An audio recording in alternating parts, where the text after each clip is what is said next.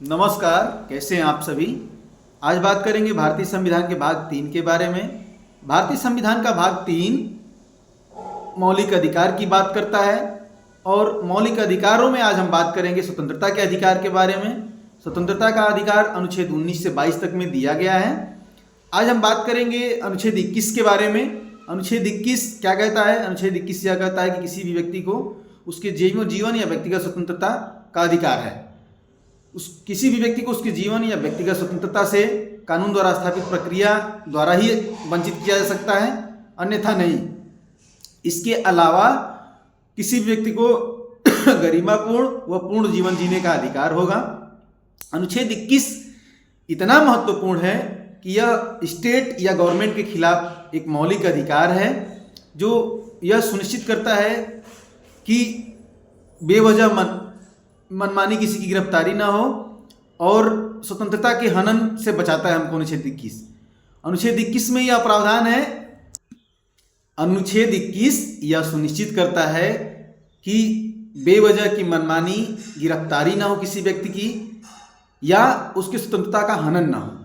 ठीक है, तो इतना महत्वपूर्ण है हमारे लिए अनुच्छेद 21। इसके अलावा अनुच्छेद 21 में ही विदेश जो हम चले जाते हैं घूमने के लिए, तो विदेश घूमने का प्रावधान भी अनुच्छेद 21 में ही दिया गया है। मनपसंद की लड़की या मनपसंद के लड़के से शादी का अधिकार जो है वो भी अनुच्छेद 21 के तहत ही दिया गया है।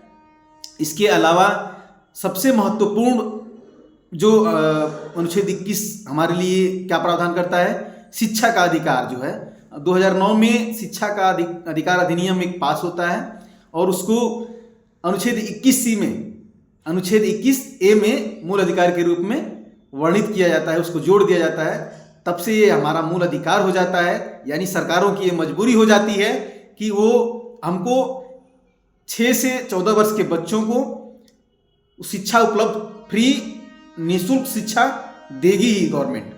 तो इस तरह से अनुच्छेद 21A के तहत यह प्रावधान है कि सरकारें जो हैं वो 6 से 14 वर्ष के बच्चों के लिए निःशुल्क शिक्षा की व्यवस्था करेंगी।